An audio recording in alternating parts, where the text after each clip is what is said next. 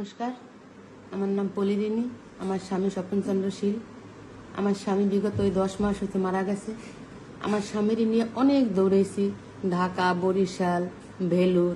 Last পর্যায়ে মাসুদ ভাই বাসায় আসে এবং তার লোকজন পাড়াইয়ে তারে ঢাকায় নিয়ে যায়।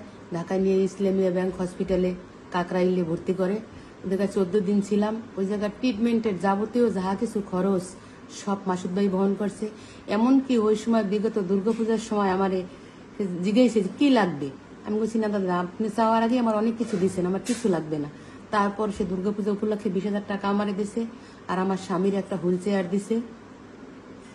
আমি গ্রামগঞ্জে তার জন্য দোয়া করি এবং হে যে যতটুকু আমার জন্য করছে, যে ঋণ আমি কোনোদিন শোধ করতে পারবো না। এমন আমার গাছ চামড়া কাটে জুতো বানাই দিল, ওই ঋণ পরিশোধ হইবে না। আমার স্বামীর জন্য যা কিছু করছে। আমার 2টা সন্তান, একটা ক্লাস 9-এ পড়ে বছর আর একটা 1-এ পড়ে। আমার এখন বর্তমান চলতে সাময়িক বহুত কষ্ট।